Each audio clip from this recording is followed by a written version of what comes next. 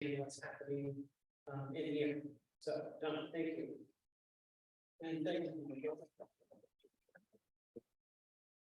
I want to thank you guys for coming out tonight, taking the time to actually kind of talk about what we've actually been doing with the student district.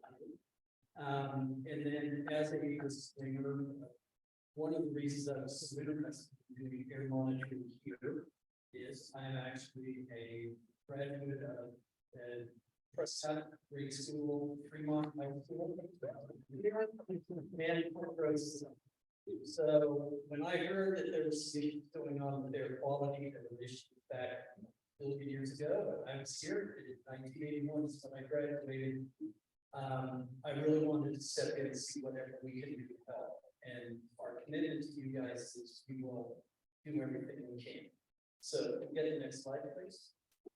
So tonight, what I really want to do with this presentation, and there's a lot of information here, so I'm going to kind of move through some things very quickly because we do want to get as much of your input as possible. We'll just give you a quick overview of the history of Argos Scientific, a company that I founded in 2007. An overview of our collaboration with Park-Rose. We're going to definitely look at the data we collected both before, during, and after the fire that was associated with the burning of the building on July 19th. Our plan to support you guys long-term, and then talk about some other long-term collaborations that we're going to bring to the table with some other incredible people who are world experts in dealing with measuring air quality and how it impacts students. Can I get the next slide, please? So, who is Argos Scientific? Go ahead, yes, next. All right, so again, like I said, I founded the company in 2006. We specialize, this is about the only thing we do, is we put together air monitoring equipment and we install it in communities near large scale pollution sources. And we take the information that's collected by those systems and we make it available to the community in real time. We do this all over the world. Half of our company is actually located here, and then the other half is actually in Cape Town, South Africa. And we do this in Africa, the Middle East, and all over the US. And when we come in and work with communities, we have this commitment, and we never waver from this. We will stay and support you guys as long as you guys think we bring value to your community. We work with communities for decades at this point, and it's been a great partnership. And what we've been able to do with those communities is really help make their lives better by being able to identify pollution sources and ultimately working with them to help mitigate those pollution sources, making air quality better. Go ahead, guys. Again, we are combining here again with Argos and Park-Rose District. Go ahead. And again, we've had a number of these. I'm not going to go through all of the different places we've done things. Probably the most important one, though, is we've been contracted by the air agency down in Los Angeles, which is called the South Coast Air Quality Management District, to design and install a fence line monitoring program down there for the community that is very similar to what is happening here. And that collaboration with the city of Los Angeles has resulted in long-term air monitoring for those people and a health study that is now considered probably the best. Literally $30 million in put into the effort down there with that community. The people that we collaborate with down there are the same people we're going to bring in here to help partners. Yes. Like I said, last year when I heard about what was happening here, I went ahead and I reached out to some of the people in Park Rose and ended up meeting Michael, the school superintendent. And we basically met together and I said, guys, we'll put together a community air monitoring network for you guys. The beauty of it is because we're located so close to Park Rose, we can get that equipment out, we can support it, and it's a perfect.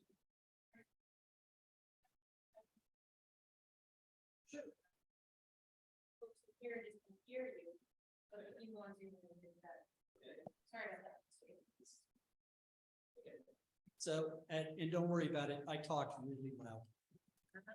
The funny thing is, when I was in middle school here, literally my nickname was Ghost, because for an entire year, I probably said 5 words. Now you can't get me to shut up, okay? And so, with that in mind, I will speak very loudly about what we're doing here. Is that better for the Zoom? Okay, wonderful. So anyway, in spring, actually it was spring of 2020. Well, no, it was spring of 2023. Весной 2023 года. Ничего не слышу, не знаю, что переводить.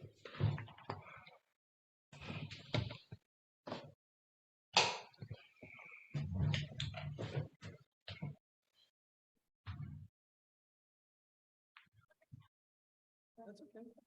It's a break. We have about 10 different languages set up, so things don't actually work all the time. So they're trying to buffer operating 10 to 12 different computers that are multiple languages at the same time that you're listening to Don speak. So please be patient. Okay, so in the spring of 2023, I met with Michael and at the administration's office and offered up that we would be happy to install a community air monitoring network for the community of Park Rose. And we really wanted to do this in a manner that would allow us to collect background data before the trucking facility would come in, have that data available, and then measure if there's an impact when they come in so that we could actually measure the difference between those two. And it's been awesome partnership. The school district has been more than helpful in helping us find locations to put equipment and set stuff up. And we actually have quite a set of air monitors that we're putting in for the community here. The thing that kind of differentiates us from a lot of other places is at Argos, in our staff, we have a number of people who are from regulatory agencies. And so the equipment we're putting in actually meets what are called federal guidelines to do this. So it's actually the state-of-the-art equipment. It's the best of the best. And most important of all, it's actually all legally defensible. So if we ever have to do any actions with this equipment, the data will be of the level of sophistication that people will accept it. I don't want to again go through all the different things we're actually putting up as equipment. It's a heck of a list, to be honest. And a lot of this stuff, some of it's never even been put up in Oregon before. I mean, it's literally so new and it's being used in other parts of the world. But we use it all the time. And so we're bringing all that in for the community. We want to make it to where this information is not only shared with the community, but it can be used as a tool for the school district. So if there are teachers or anybody wants to use it as part of their curriculum, we would be happy to do that and offer up this. And I'm sure we're going to end up making it to where we can take a lot of the students who are part of the Park Rose School District and get them really involved in the understanding the science of air monitoring and air quality. Next slide, please. So included in this is we do have a real-time website for the community, and we can get you the link to that. It's up right now, it's available. And it includes not only a map of where the air monitors are, It will also include historical data from this that people can download and use whenever they want, as well as ways to report concerns or something if you see something that you want to bring to our attention. Because we are local, we can come out and help you guys, assess any of the things you might be concerned with. And we also have all sorts of resources that go with this as well. Next slide, please. Again, this is just a summary of that. And again, we'll send you to the website and really want to get your guys' feedback on this. This website and the information we're presenting, it's for you. Okay, it is of no value to us personally or as a company if we think it's great and no one else does anything with it. Okay, so we really do encourage as much feedback as we possibly can get from the community as to, does this make sense? Is there a way to do things better? And we will listen to everything we say, you guys say, because we want this to be part of your community. So go ahead, next slide, please.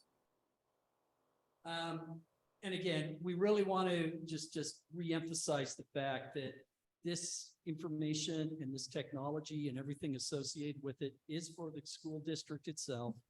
And we really want to find as many ways to partner, especially in developing curriculum for the students. Next slide, please. So let's get to probably one of the biggest reasons people are here. What happened that we saw on the fire on July 18th. Now, just as a bit of a prelude to this, we had already, before that fire occurred, began to install air monitoring equipment within the area around here. And actually, the place that we had most of the equipment and still do, but we're now kind of expanding it out into the community, was actually at the football stadium. So at the top of the Crow's Nest area, we have a area now segmented off, thanks to the school district, where we are able to install this equipment and had it actually monitoring the air. So the most important thing that we saw during that event, go ahead, guys, was actually the timing of when we started to see higher pollution levels. So this is a little bit difficult to see here, but this is actually a graph of a month's worth of data, okay? And there are 2 points in time when, if you look here, I wish I had a pointer, you can see higher levels at one spot, and then farther down, I'm just going to move over here. You can see earlier in the month, there were higher levels. The higher level at the earlier time is actually, weirdly enough for me, everybody loves this time, but I love it the best. It's the 4th of July. Because during the 4th of July, what happens is people let off fireworks at 10 o'clock at night, as soon as the sun goes down. And every monitor we have ever put out in the USA at 10 o'clock at night, no matter where it is, we always see the particles in the air increase during that time period. So we were thrilled to see this, but we kind of expected that. The spot where the particles increase later on during the year, that's actually the Kmart fire. Okay. And what this is a picture of is what we call particulates. Okay. So there's 2 types of pollutants in the air that we breathe. There are gases and there are particles. Both of them can be toxic. Gases, some are very good. Things like oxygen, we sort of need to live, okay? There are particulates in the air that aren't necessarily, harmful, and then there are some that are. And we'll kind of get into that farther as we start to look at the data. But the thing is, we definitely, with the air monitoring equipment we had installed in the community, we caught the event, okay? Go ahead, guys. Next slide. Hey, Don, is there a chance when you have this presentation, it'll be on the website, since the graphs are a little light? Oh, yeah. that the people on this, in this room, we'll be able to see the more detailed Absolutely, clarification. absolutely. All right, thank Yes, so everybody, again, we are the most transparent organization with data you will ever see. We will give you slides, we'll give you the data, we'll give you everything, you know, if you want to spend time and do your own analysis, call us up. Say, what do you think? We'd love to hear from people. This is what's so interesting, is we started to see an increase of particulate matter in the air. Actually, not on July 18th or 19th, it was actually July 18th. So it's pretty good evidence here that most likely the fire started sometime around 10 o'clock on July 18th. That's when we started to see increase that is way above the background level we would normally see for particulates. And you know, that where the suspected fire starts, that was actually when the explosion was heard in the community. Okay, but very likely what was going on predated that explosion. It's pretty clear evidence that was the case. So when we heard about this, we were, you know, and our offices were actually over in Camas, Washington. And we got word that there was something going on at the Kmart location. And we said, okay, this is when these things happen, what we do is we grab all the air monitors we can. And when we encourage most people to go away from pollution, we actually run to it because this is our chance to actually grab data, and we do it as safely as we possibly can. But we want to get as much information as we possibly can when something is occurring. Okay. So we got over here right around about 9:30 in the morning. We had grabbed every air monitor we could grab. And we actually went over to where the apartments are, because that's where the wind was blowing at the time. And we actually set up a number of air monitors there. So next slide. What we actually saw was, again, this was a summary of just that first event. Go ahead, next slide, guys. So we moved over, you know, we kept the equipment at the high school location at the Crow's Nest, but then we moved over right at the corner of the apartment complex and where the fire was. And really the reason we wanted that was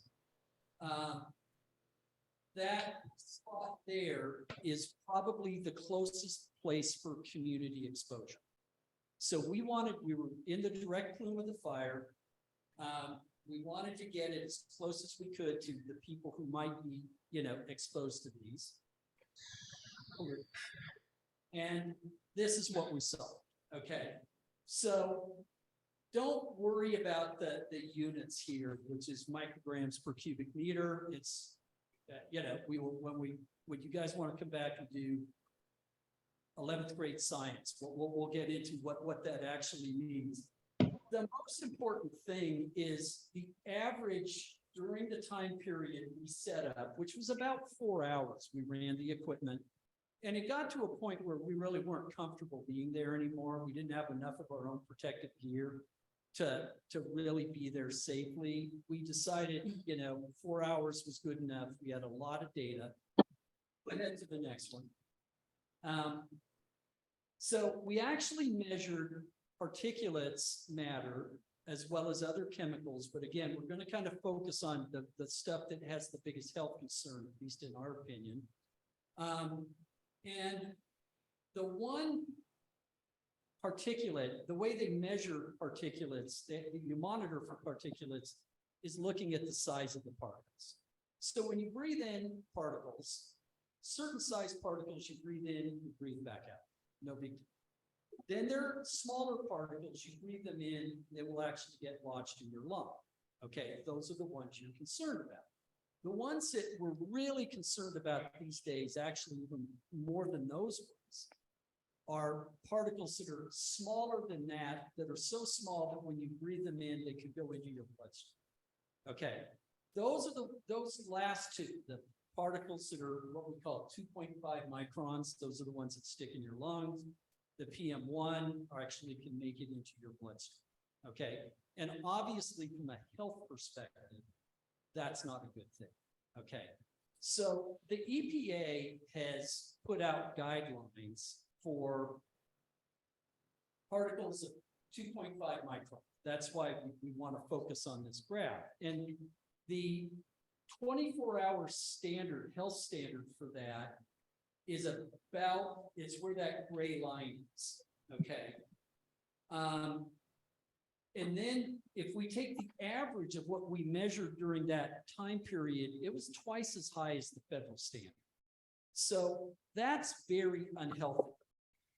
Okay, and our concern is, you know, we were 15 feet from residents with this. And, you know, there's a lot you have to understand about air pollution. And the one thing that really is concerning is if you're living near pollution sources, you don't want to necessarily suck that air into your house where it may stay there for a while.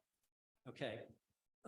So that's why this is kind of the concern is, even though we were only there for 4 hours, it's likely that those high levels of particulates would have gone the full 24 hours. I mean, we were way above the health standard. And as long as the wind kept blowing that way, that community was going to be impacted by these. Go ahead, next.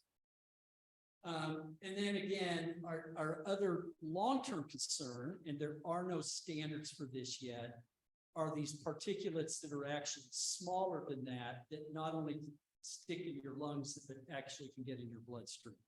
And those were elevated as well, way above background levels. So one of the things that we'll be doing in helping the community here is that we're getting really, really good at finding out when a source of pollution is around, how to identify it's a pollution that we're detecting is actually coming from a certain source. So what we're able to do with this data and why we wanted to kind of grab this data was by knowing the types of particles and what sizes they were, we can identify sources. So in this case, we now have a fingerprint for particulates that are associated with the Kmart fire. Okay, so in the future, if we see elevated particulates that are due not now to the fire, but maybe material blowing from that area, we can identify that as coming from that source itself. That's why, weirdly enough, we like running towards pollution so that we can identify sources. What we're trying to do as a company and the people we team with, the academics and the regulators we work with, we're trying to find sources so that we can go to those sources and say, let's find ways to mitigate what you're doing, to lower the overall health burden on the community itself. Go ahead. So I guess, like I said, in results and conclusions of this part of our sampling was the particulate matter was significantly higher than background levels. We saw that in the first graph. We saw the 4th of July. We saw the fire, and everybody everywhere in between was a lot lower. The federal EPA standards for particulate matter, PM 2.5, which again is a certain size particle, is this magic number of 35 micrograms during a 24-hour period. We were close to double. Okay. And, you know, if you go to the DEQ's health website, it says for sure, excuse me, health studies over the past decade, there are harmful effects from breathing PM, or particulate. PM can be inhaled deep into the lungs and can lodge there for weeks and months, aggravating asthma, heart disease, and other respiratory conditions. So again, our concern here is, you know, these concentrations we were measuring were twice the federal health standards. Okay, and that's a real concern. And what we hope will happen going forward with the remains of that building, as they remediate it and clean it up, they need to have sufficient controls not add more particulates into the air that could expose them. Okay, go ahead. So I also want to bring up what we did after that. So one of the big concerns, obviously, that came up was ash and asbestos in the samples itself. So in order to kind of deal with that question, what we did was we actually went ahead and did a fairly methodical sample of different areas of the community. And then we actually did a cluster of sampling as close as we could near the park where the original asbestos sample was collected. Okay. And the results of this, it is actually, I'm quite relieved, but I also have some concerns here. Go ahead, guys.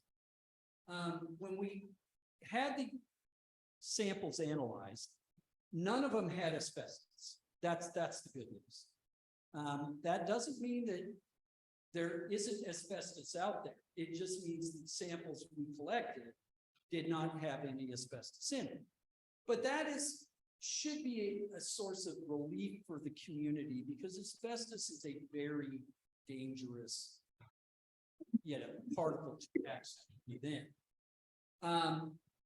But on the other hand, some of the other things that we did see with them was all of them had fiberglass in them. And then, a couple of them, about half had vinyl of some kind. 70% had some tar, and there's other things like adhesives and plastics. Those are concerning because when you burn those things, they are toxic. So again, this is one of the concerns that during the fire, if those things are combusting, you're seeing it both in the ash and very likely we probably saw that in the air. One of the things that it would have been good to have seen, and hopefully we can get the information from DEQ, was on the samples they collected, did they do the same type of analysis and can they make that information available?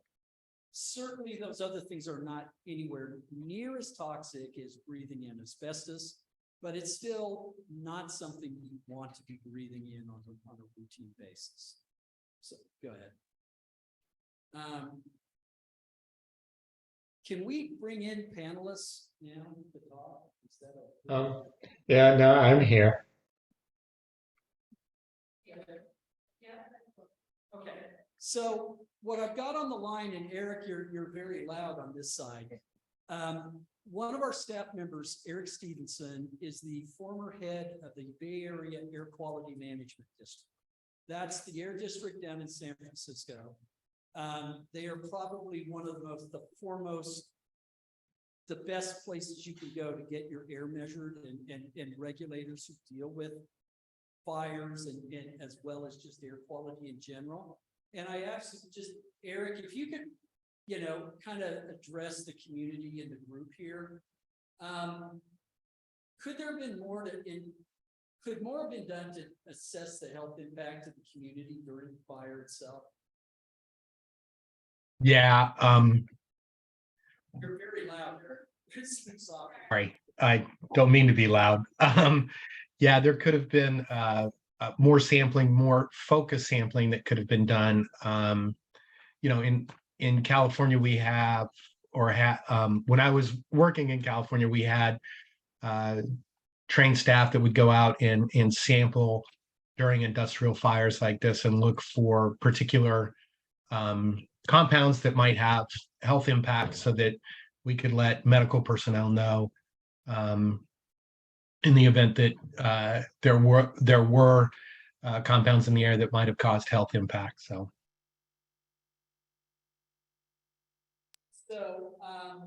and I guess the one of the things you kind of answered most of the questions. One of the things that is a concern is would you have, this is an industrial fire. Is that more of a concern as compared to, say, a non-industrial fire? In most cases, yeah, there's more potential in industrial fire for compounds that may cause health impacts. In addition to that, industrial fires tend to be larger and hotter, and because of that, have more potential to combust things like and vaporize things like metals and things like that. We see that a lot when residential areas with large industry nearby burn during wildfires and things like that. There's significant amounts of compounds that can cause health impacts. So we've learned how to sample those and be quick enough on the response to get out there and have an idea of what the public might be exposed to.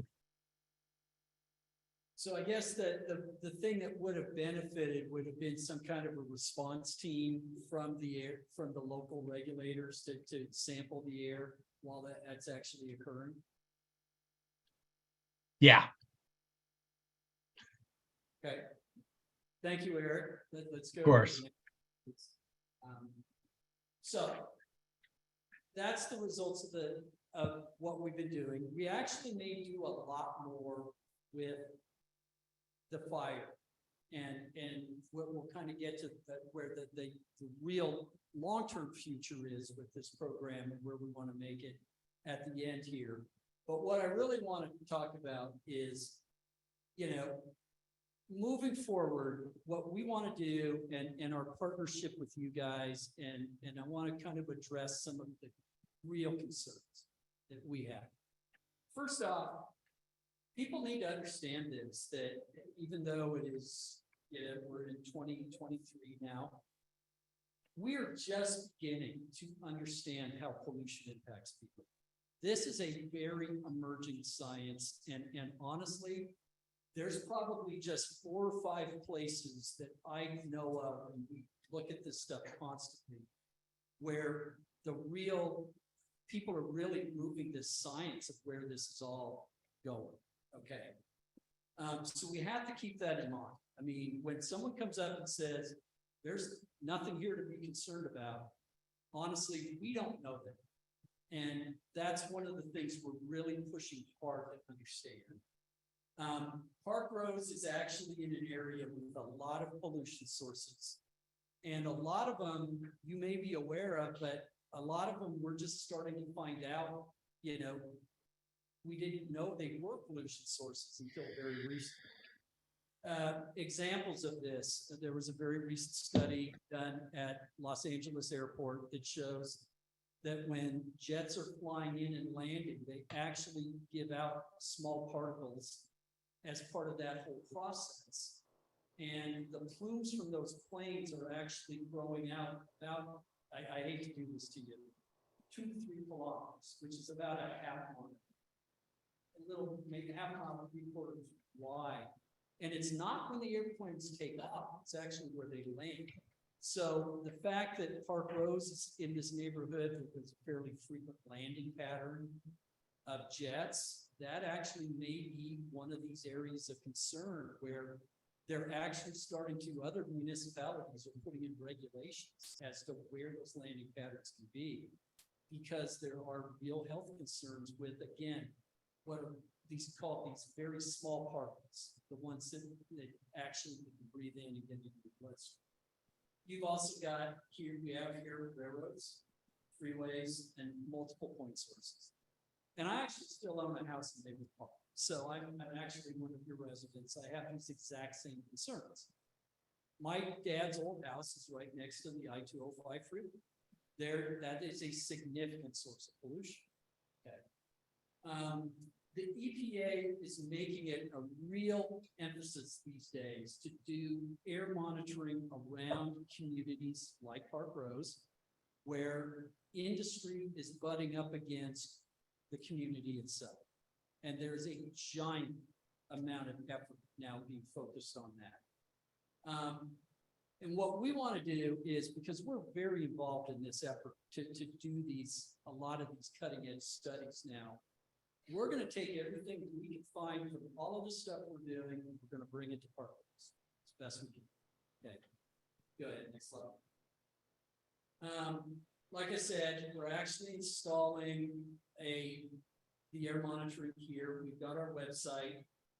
Again, mentioned the data is legally defensible. And what we really want to do is become a tool for all the people who are concerned about this. That includes the communities, the regulatory agencies, school district, whoever wants this information will work. Okay, it's really important for us to not just be doing measurements without people actually taking those measurements and being able to use them. Okay, good. So like I said, one of our immediate concerns and things we want to do is get as much equipment out as we possibly can before Prologis gets here. Part of what we're trying to do is determine what the air quality is now versus when the air quality is when they come in. Okay, we want to be able to measure those differences. There is another one of the big concerns right now, a lot of states have, is actual pollution created by, of all things, brakes on vehicles. And when you brake on a car, you're actually creating friction, and that creates dust that has metals. And the biggest problem isn't as much vehicles right now. That actually has been dealt with fairly well. It's actually braking of trucks and the particulates they create. So this is one of the things when I said we were looking at, we can kind of fingerprint sources. That's what we're going to be fingerprinting, so that we can measure those kind of things and see what the difference is. But there's real health concerns about that. And again, these are things that we're just starting to understand. And a lot of the measurement technology is not, a lot of it is just not capable of doing it. The latest, greatest technologies out there can. And we're going to bring that technology to Park Rose itself. You know, again, we've got this long-term relationship with a number of outstanding academic universities and colleges, both locally here as well as abroad. The ones that we work with the most are actually the School of Public Health down at UCLA, as well as the School of Atmospheric Sciences down there. The atmospheric science people invented a lot of the technologies that we use. They are all fully committed to helping us with Park Rose. And what our plan is right now is to gather up enough data that we can eventually make this to where it's a very long-term funded thing for the health people to come in and do these assessments. We're here no matter what, but we want to do the extra added value of bringing in more collaborators with what we're doing. Go ahead. So I guess that's it for our presentation. I really want to express my thanks for everybody showing up. If you got something out of it, it'd be great. If we have areas you want us to improve, please let us. We're here for you. You know, I mean, we've worked with communities, like I said, for over decades. So we're in this for the long term. We'll make sure that whatever information you can get, it'll be the best possible available information, and we'll give it to you guys and explain it to you in ways everybody can understand. So with that, I'd love to take any kind of questions. And so we need to be, I guess that you probably better. Yeah, we need that.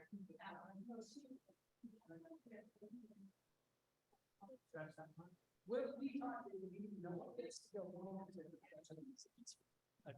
That's. Và bây giờ là phần câu hỏi và trả lời từ những người tham dự vào cái buổi ngày hôm nay. Cảm ơn.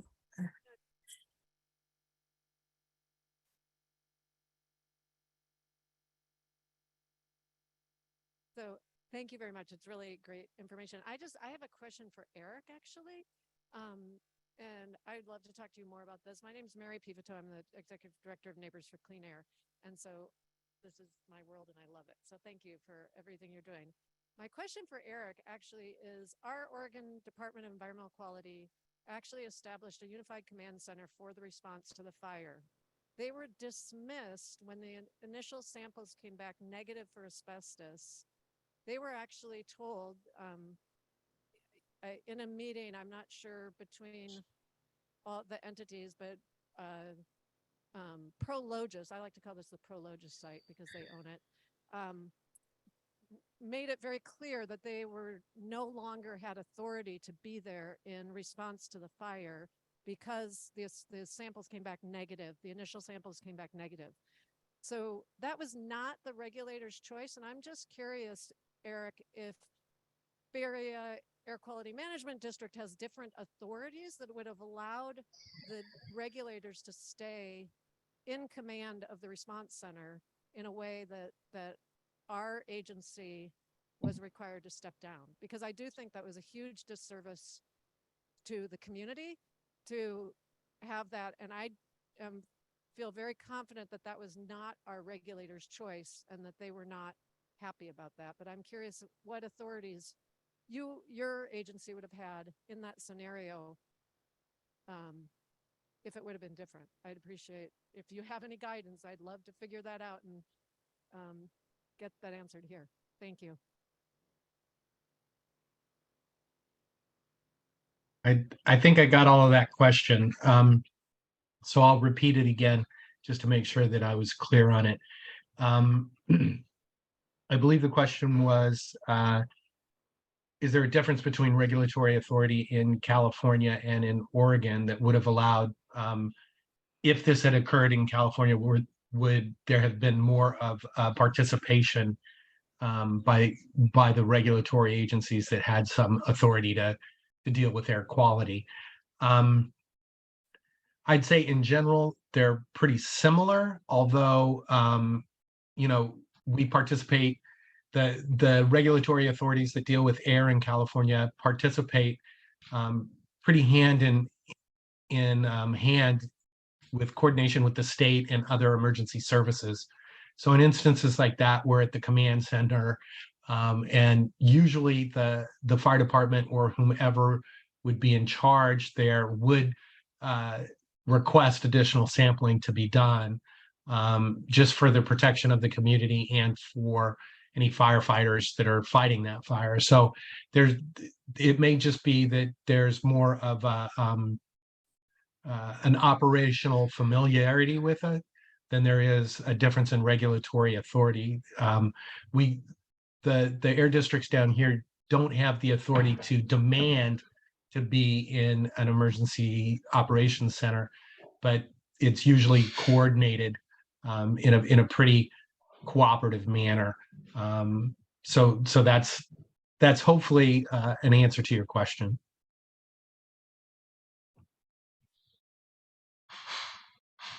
Okay, you have a question, ma'am? The first question I had, you had mentioned the monitoring system that's over at the school, over at the high school, I think, or over here. Yeah. Oh, the field house. Thank you. Thank you. So my question is that is for Park Rose, but is there anything over in Argay Terrace, like by Shaver Elementary or whatnot, for our neighborhood too? So actually what we're planning on doing is actually installing equipment at the high school, at the middle school, and at Shaver. So it's just a matter of time and coordination to get it out. But we want to cover that area just because they are the closest to, right now, the focus is on Prologis. But again, our long-term goal is to look at all the pollution sources that are here. So this is the most immediate one. But again, in long term, I fully expect to see all communities here. Again, given the fact that there are so many different pollution sources, equipment put out amongst all. Second question actually may be largely for Commissioner Rubio. So I've actually been on a couple of different committees, ODOT and doing some improvements on Highway 30 as an RGA representative for that, some things with the city, on the Park Road side as well. And when Prologis is coming in and everything, there seems to be a disconnect, not even just between the state and the city, but also within the city, in that Portland Clean Energy Fund is about climate resiliency, healthy air, and really focusing on Black, Indigenous, and people of color communities, which we know that Park Rose and Argay are very diverse communities. And so the disconnect with PSEF and then PBOT and Prologis, it seems that from the PBOT side, Prologis was able to come in because of the money behind it and the influence, which we're already inundated. Both neighborhoods inundated with an extreme amount of pollution. Like we've already spoke, the air, et cetera. And Argay actually sits on the aquifer. So I'm just trying to figure out how do the different agencies actually talk to each other? Because it seems that our neighborhoods are often left to fend for ourselves, or we don't really have a voice, and we have different meetings, but the decision has been made. And I know that a lot of us, homeowners, our property taxes are very high. And it seems like we don't get a lot for what we're paying out with the city. Just asking the question around that. So I'm just trying to figure out how can we have, clean air and the representation and the urgency for our neighborhood.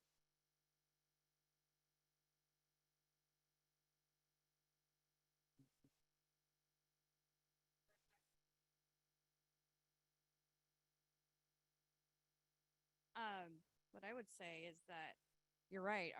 Our bureaus do not talk to each other very well, and that's the truth. But with regard to Portland Clean Energy Fund, I would say this is squarely exactly the issue that this community could benefit from.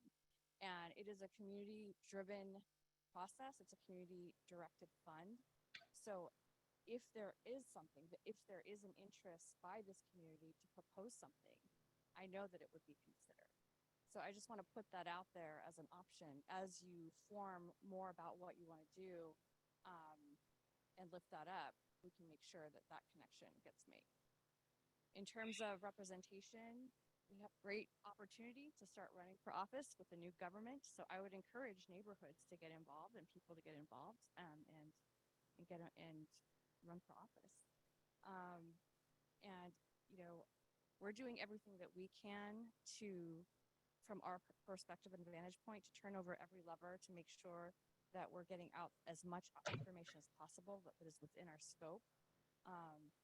And it's unfortunate that by the time we stepped in, things were already moving.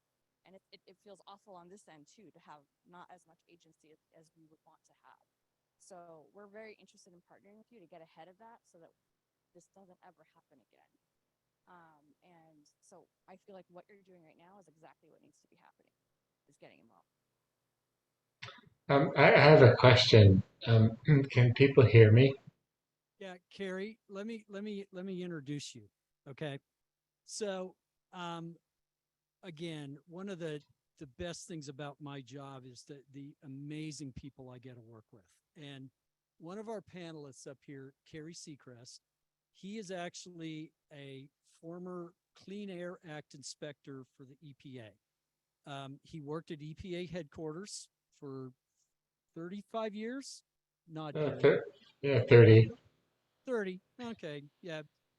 When you get above 28 years, you kind of quit counting. Okay. Anyway, Kerry actually worked in the Office of Regulatory Enforcement. And one of the questions that's come up a lot that as we've talked to the community here is there any regulatory issues here that could actually be applied to what's going on? And what we hear a lot is no. Kerry's got a very different opinion of that because again, he actually worked for the Office of Regulatory Enforcement at EPA headquarters. He actually helped write some of the original guidance for the implementation of the Clean Air Act. Kerry, can you go ahead and talk about what you think might be a vehicle here that could be used by this community to deal with this situation?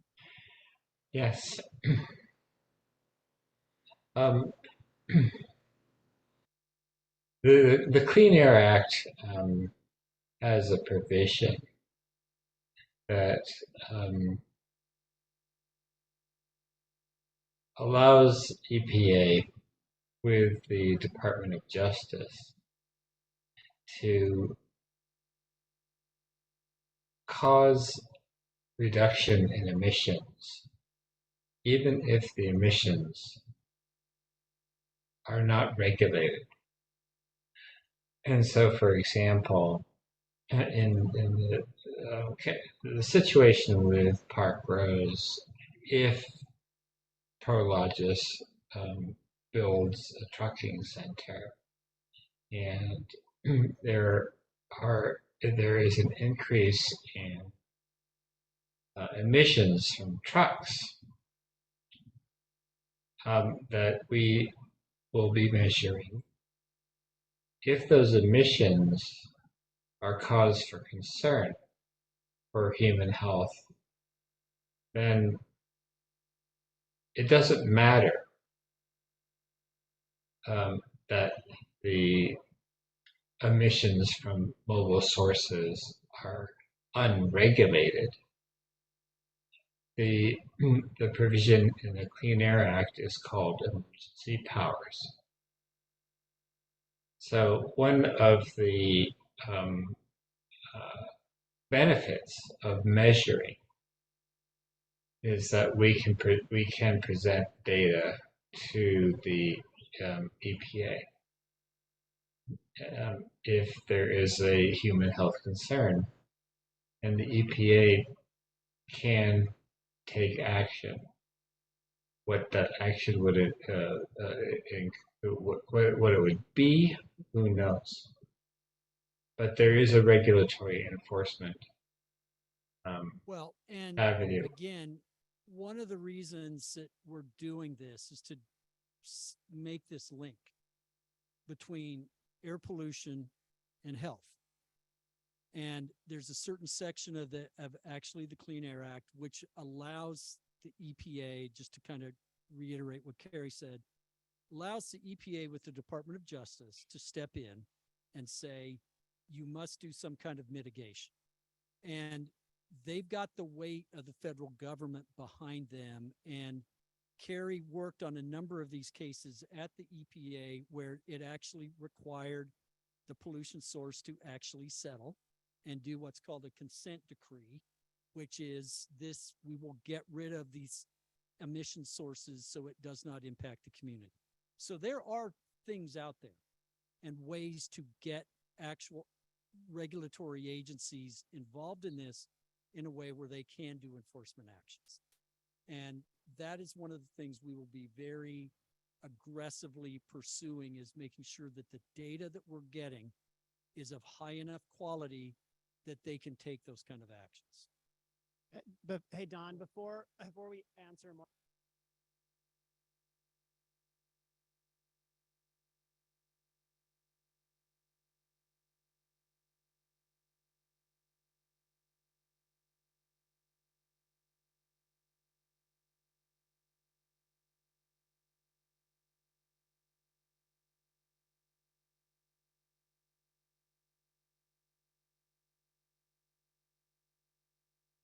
Oh, question. Did Zoom just freeze up? Can everybody hear me? Can hear you, Carrie. Okay.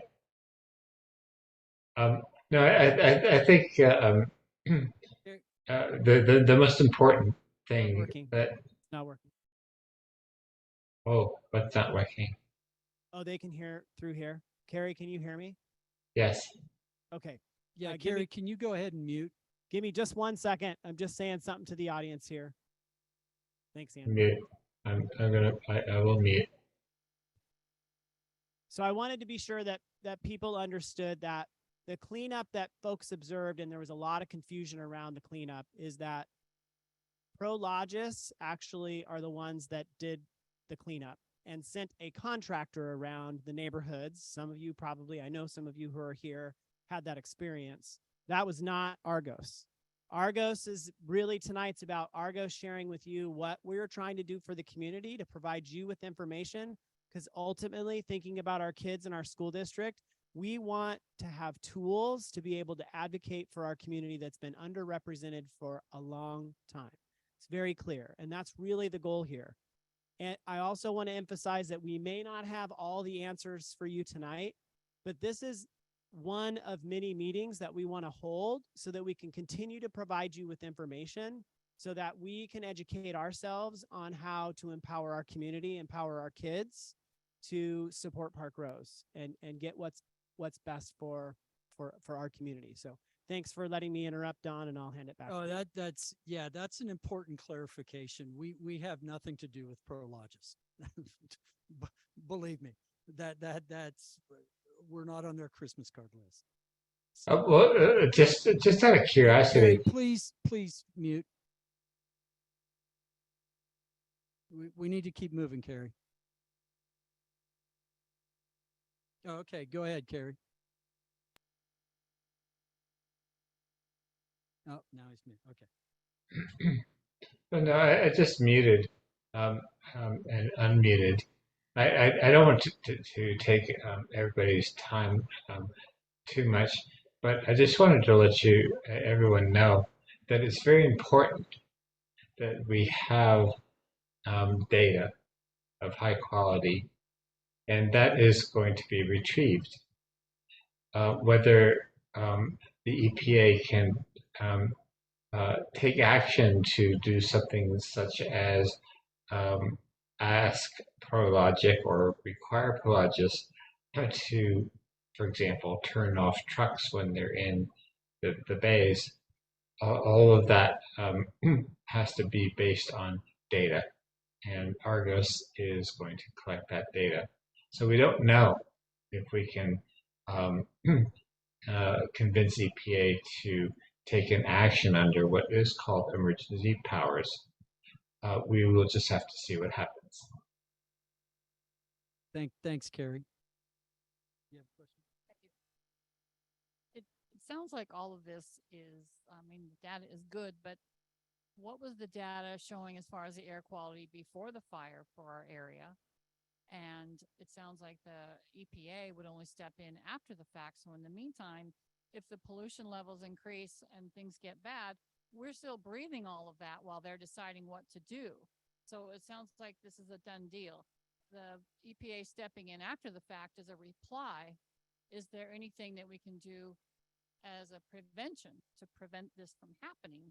So what did the air quality monitors show before the fire? Is there a lot of pollution, and how much is that going to impact us when 90 trucks come in and out all day long?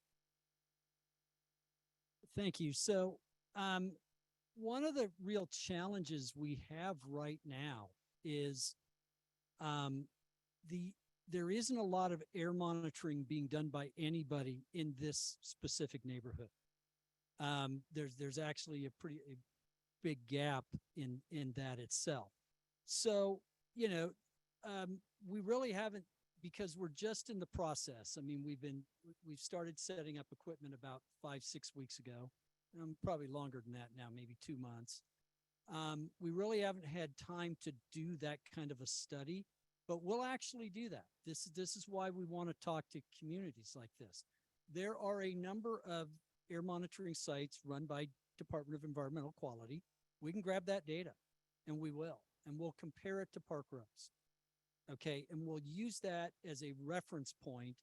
You know, one of the things we're going to want to be doing is looking at, you know, how does the air quality in this specific community compare to other locations? And right now, you know, there are a number of these other sample stations, and DEQ has been gracious enough to actually let us set up some of our equipment at those sites so that we can show that our systems are equivalent to theirs in operation, and we definitely will be doing that. But we just haven't gotten enough data to actually make any kind of long-term assessment as to how does the air quality here differ from these other sites. We just haven't, but again, we'll definitely do that and follow up with this community and anybody else.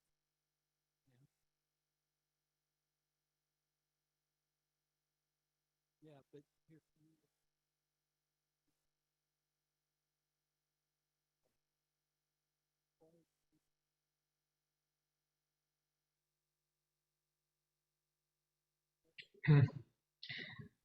I just, I'm posing a question.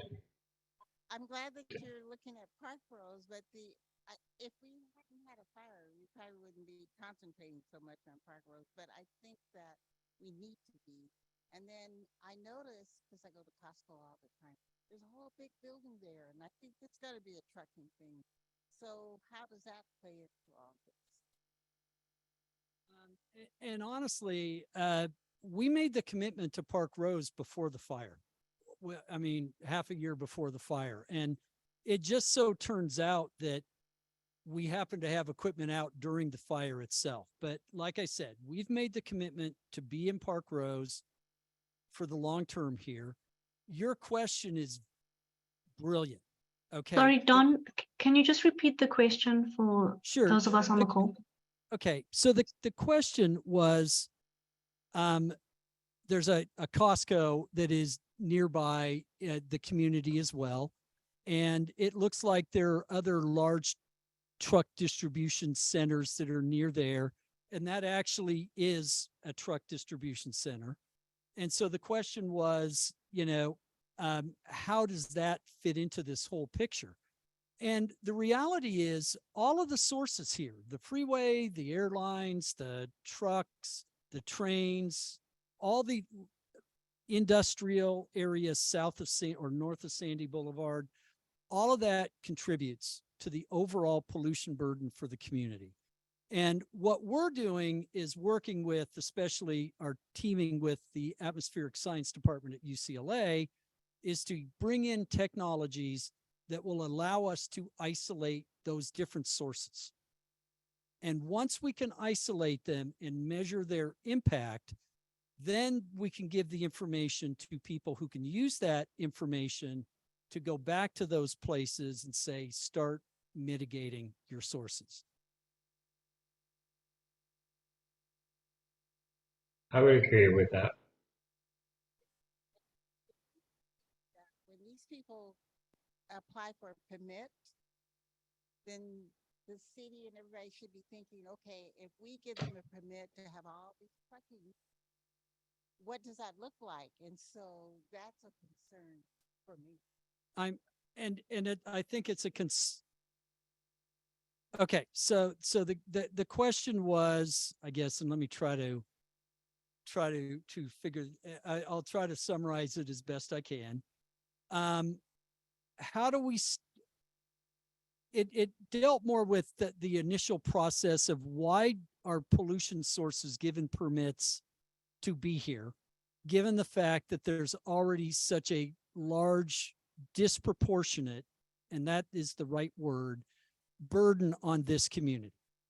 I hate to say this, that's outside my pay range. What we do is we do the air monitoring. This is a very complicated process. Michael, you might want to address how this can be done. Our goal is to put the science behind the argument that, hey, we got to do something here. Okay. Yeah. And I would just speak to, looking back from the past, I can say that one of the things that I've advocated for is that the processes to include community aren't working here. We are diverse. We have many people. But the reality is what we have to do is we have to educate one another. We have to get the information, and then we have to advocate, because really down the line, it's like, how do we influence policy at the city level, at the county level, at the state level, so that folks know where we are and who we are.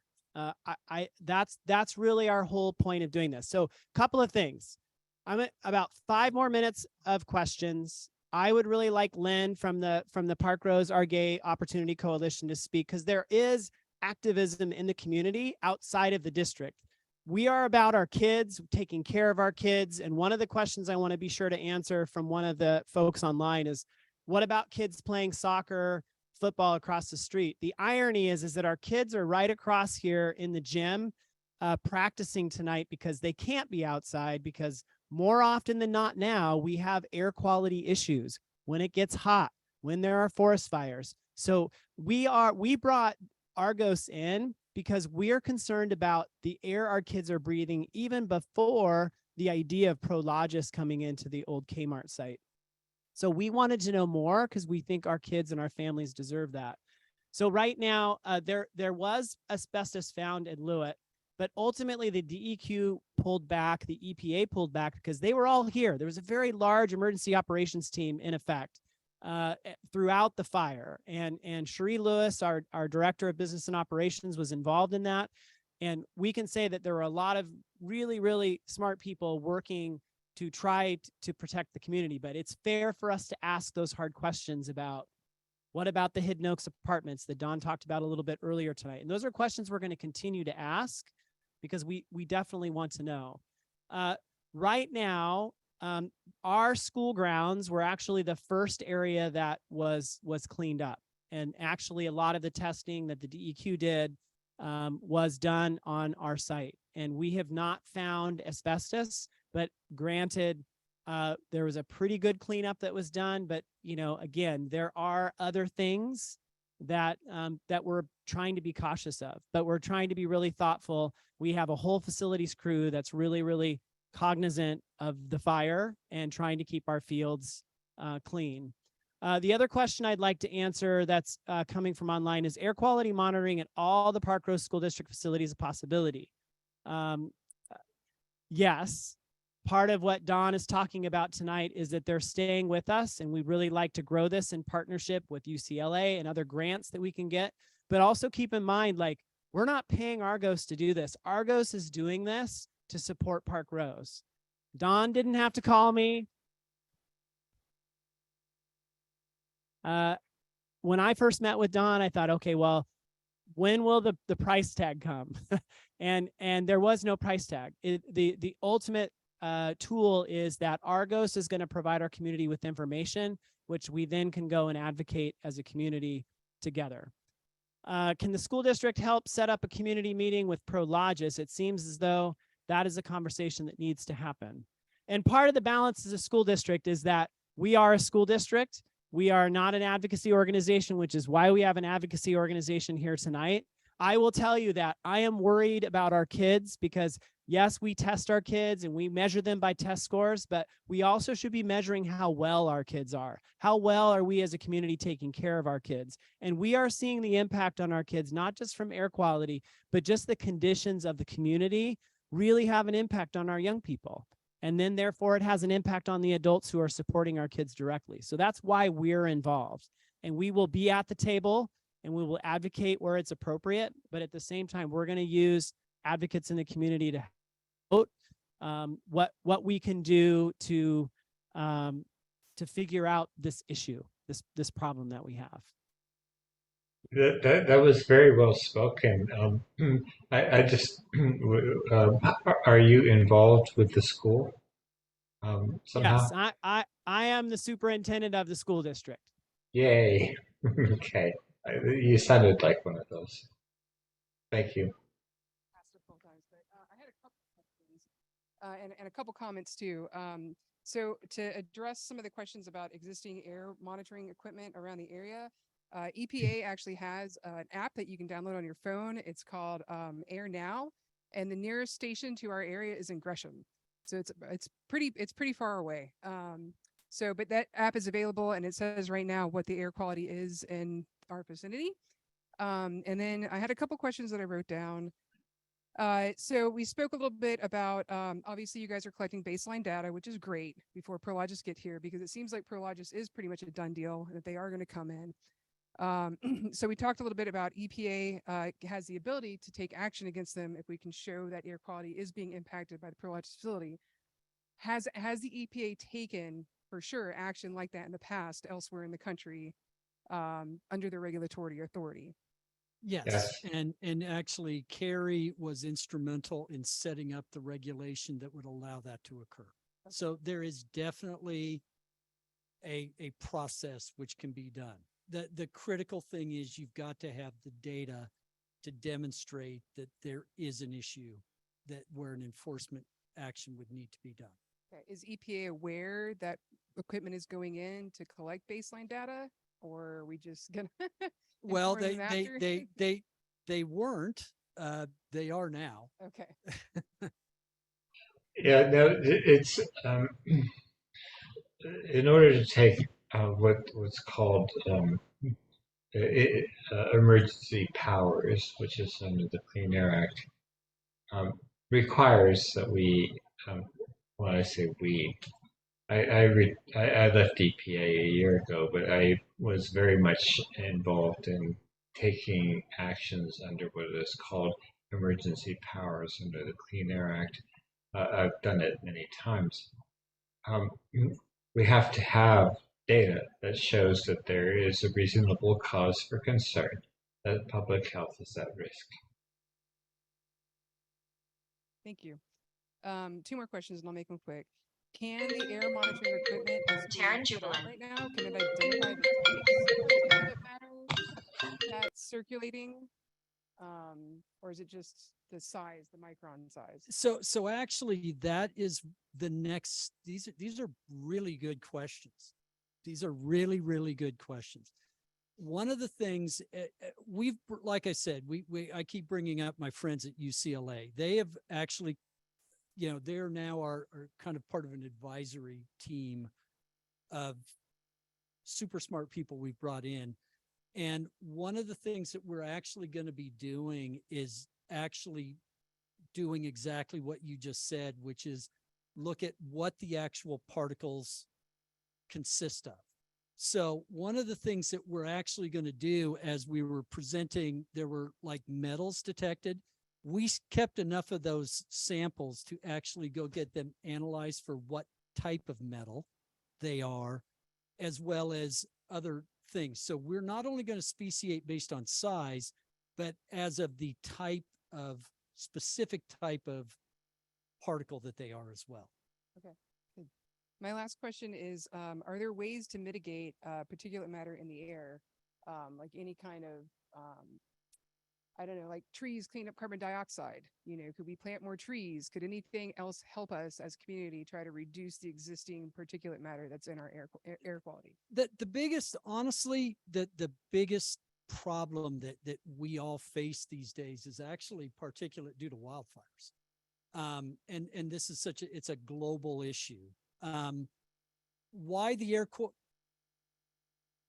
wildfires? So, I mean, right now, the reason the air quality is bad here is there's a fire in the Willamette Valley blowing up this way. When we went out to put air monitoring equipment around Prologis, when we were setting the equipment up in Camas, we were getting particulates and stuff from Longview fire. Okay. The best way to mitigate this is to eliminate the sources. That's about the only thing you can really do. Now, there are things and I do want to take that back. Carrie brought up something that oftentimes if you have like a big trucking facility, you wouldn't want those trucks to be idling while they're sitting still doing nothing. That's putting up air pollution at that time. So there's always ways to do mitigation, but you need to go to the source itself and figure out how to make that source go away. The way you mitigate a forest fire, put water on it. Once you've done that, that source is gone. You guys have constant sources because you have the industrial area, you have the vehicles, you have things like that. There are ways people, once they recognize that this is a problem and that there will be action if they don't mitigate it, they'll find ways to do it.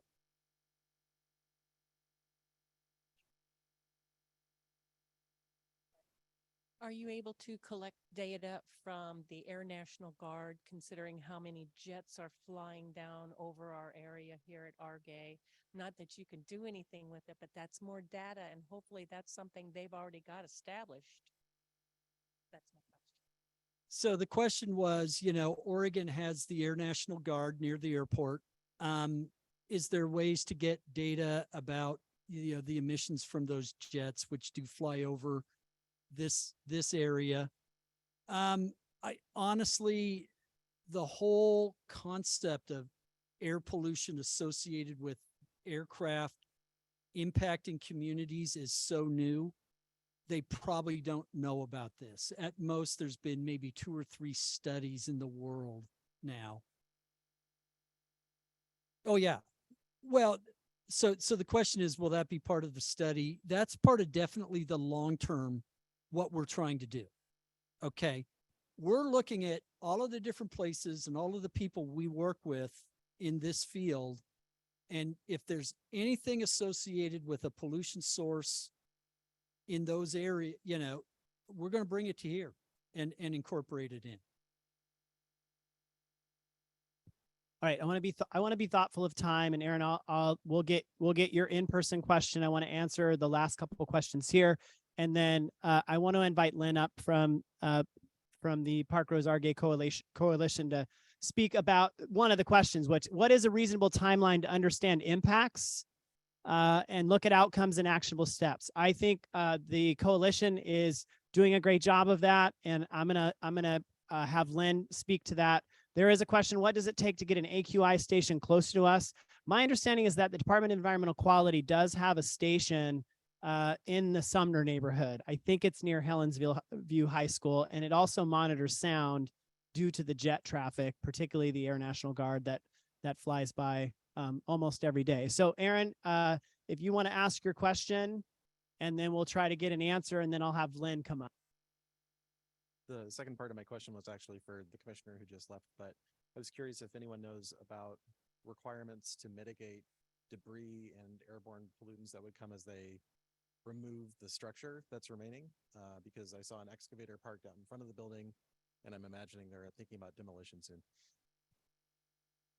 So we have asked that question of we've also been in contact with Commissioner Gonzalez's office, because his office oversees the Fire Bureau, because one of our key questions after the fire was who's responsible for the cleanup, because DEQ doesn't have regulatory control over the cleanup. It is the city's responsibility. And there are lots of questions we have asked that we don't have answers to, but we're hopeful that we'll get clear answers in terms of what will cleanup look like, because as Dawn mentioned earlier tonight, the cleanup it's really critical that there are controls in place to protect all of you, to protect our kids.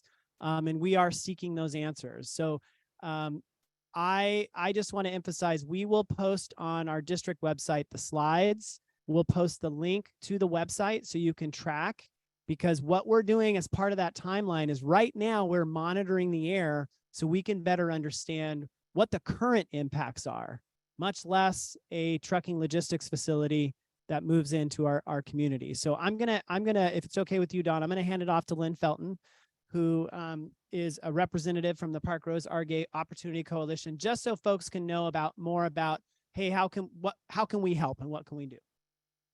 Hi, everyone. Yeah, Lynn Felton with the Park Rose Argay Opportunity Coalition. We're a group of neighbors that have come together to oppose the building of a freight warehouse in our neighborhoods.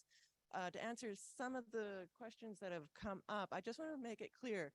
The trucking center that we're talking about, if you take a comparative traffic impact study that was done over in Vancouver, we're talking about 800 trips generated daily to just the site on Northeast 122nd. If you take the site also on Northeast 138th, then that gets up to 2,400 trips daily into our neighborhoods, right? Those are not required to have traffic impact studies in the state of Oregon. So we had to go to Washington and do a public records request. As Don mentioned, the best way to get rid of pollution is not have it in the first place, right? So we are trying not to have it in the first place.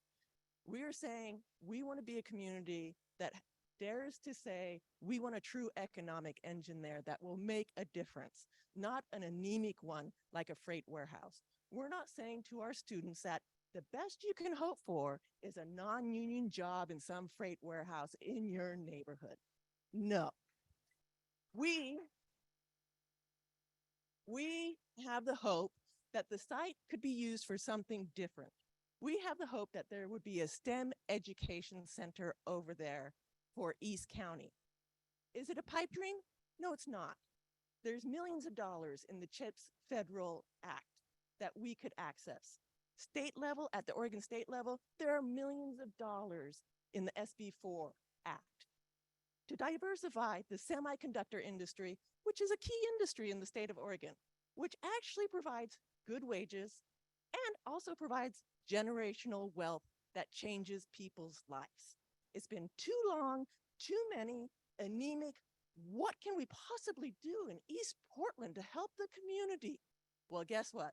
There's a lot that can go on. And it's not named Prologis, and it's not named more freight warehouses, so that our public health gets irreparably harmed. The true cost of this is the opportunity cost. Once that place is in, it's in. And all hope for something different is gone and mitigation begins. And we're hoping we don't have to mitigate, but we need community to raise their voices and help and make sure that that's clear to our politicians at the state level, city level, federal level. So if you can sign up as you go, attend some of our meetings. We have a Pedalpalooza on August 27th.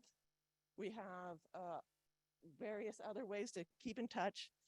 We're just neighbors trying to make a difference. None of us have great answers. We're just kind of saying enough is enough.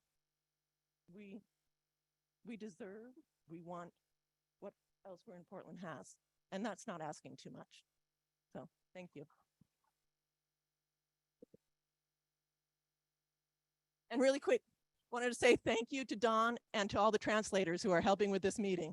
Appreciate it. All right, like I said, we will post things. I want to thank our board members, Brenda Rivas and Eva Jeanette Rollins, for being here tonight, supporting us. And thank you to Andrea Stevenson, who's doing all the magic in the background. So thanks for coming. Have a good night. Stay cool.